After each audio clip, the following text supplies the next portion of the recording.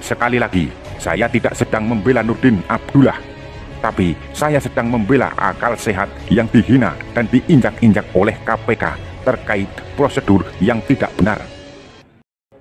Dewan Pengawas KPK ini harus berikan edukasi yang benar, definisi saja salah.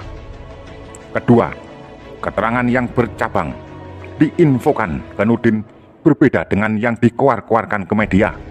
Ini namanya bias of understanding. Kalau benar, seharusnya informasi yang diberikan kepada Nurdin dan publik seharusnya lurus dong. Secara kesimpulan, KPK bisa dianggap nggak jelas dalam melaksanakan tugasnya.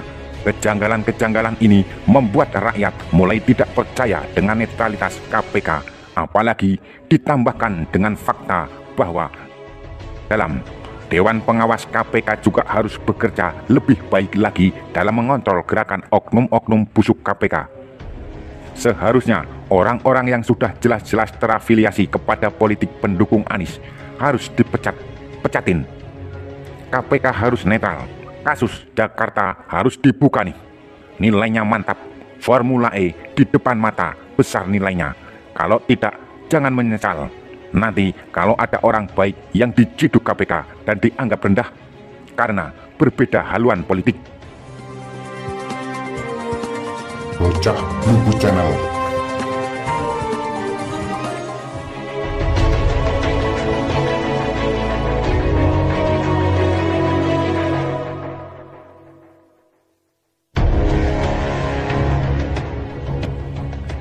Buruknya prosedur OTT KPK. Artikel ini ditulis oleh Manuel di siwo.com. Halo, assalamualaikum warahmatullahi wabarakatuh. Om Swastiastu, Namo Buddhaya, salam kebajikan. Jumpa lagi dengan suara bocah blubut.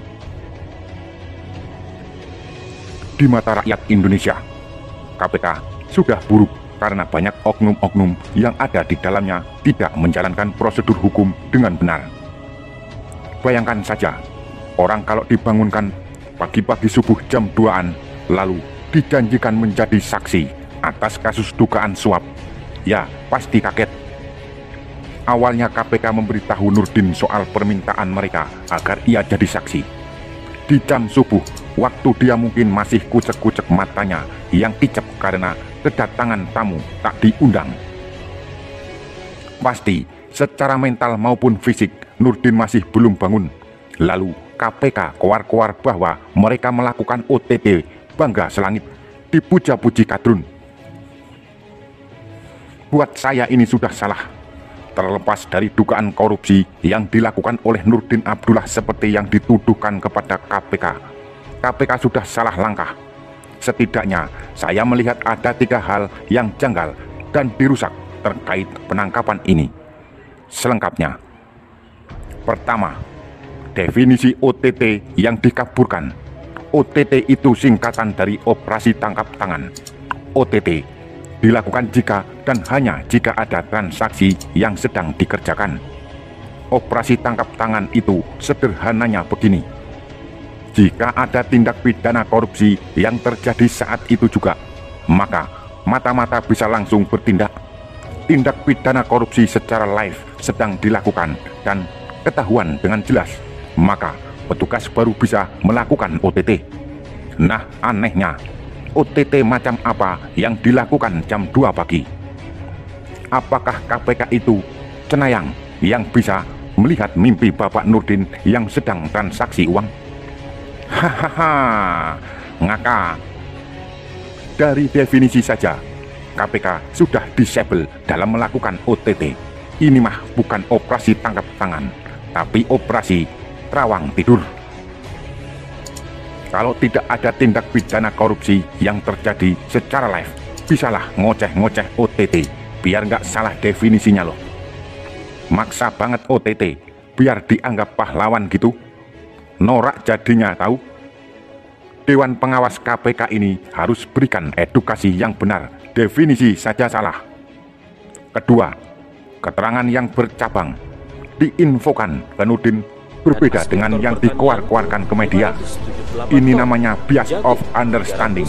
Kalau benar, seharusnya informasi yang diberikan kepada Nurdin dan publik seharusnya lurus dong. Jangan bercabang-cabang, jadinya seperti jebakan dan hancurkan harga diri KPK. Etikanya nggak bener nih. Apa jangan-jangan KPK juga masih nggak paham apa yang mereka kerjakan? Atau para eksekutor yang datangi rumah Nurdin juga dapat informasi yang nggak jelas? Ketiga, barang bukti yang tidak jelas. Barang bukti korupsi yang dipamerkan hanyalah koper uang. Barang jika berupa bukti transfer atau bukti transaksi yang jelas tanggal, nominal, dan sebagainya justru lebih kuat. Tapi apa yang terjadi? Ini nggak KPK malah bawa koper. Mari bersama-sama. Rakyat sekarang sudah pintar sih Mas Bro. Kalau barang bukti hanya uang kertas dan kalimat diduga-duga. Gua juga sering pakai tuh kalimat. Jadi seharusnya kedepannya KPK bisa lebih cermat lagi. Secara kesimpulan, KPK bisa dianggap nggak jelas dalam melaksanakan tugasnya. Kejanggalan-kejanggalan ini membuat rakyat mulai tidak percaya dengan netralitas KPK. Apalagi ditambahkan dengan fakta bahwa KPK ini hanya menangkap yang kecil-kecil. Seperti gajah di pelupuk mata tidak kelihatan, tapi semut di ujung pantai kelihatan. Inilah yang terjadi. Kita melihat di DKI Jakarta sendiri, banyak kasus-kasus yang diduga kuat menjadi lahan bancakan, dan KPK diam-diam saja tuh. Anggaran triliunan, tapi yang ditangkap nilainya miliaran saja. Apakah ini yang menjadi keberpihakan dari DKI Jakarta kepada KPK? Sekali lagi, saya tidak sedang membela Nurdin Abdullah, tapi saya sedang membela akal sehat yang dihina dan diinjak-injak oleh KPK terkait prosedur yang tidak benar.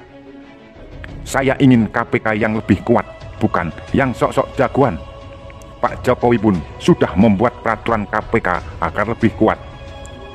Tapi kok seolah-olah ada klan Taliban di KPK yang mendegradasi KPK dan ingin menyalah-nyalahkan Jokowi ya. Akhir kata, jangan sampai KPK dilemahkan oleh orang dalam. Dewan Pengawas KPK juga harus bekerja lebih baik lagi dalam mengontrol gerakan oknum-oknum busuk KPK. Seharusnya orang-orang yang sudah jelas-jelas terafiliasi kepada politik pendukung Anies harus dipecatin. KPK harus netral. Kasus Jakarta harus dibuka nih. Nilainya mantap. Formula E di depan mata, besar nilainya. Kalau tidak, jangan menyesal. Nanti kalau ada orang baik yang diciduk KPK dan dianggap rendah karena berbeda haluan politik. Begitulah miris-miris dan begitulah kura-kura.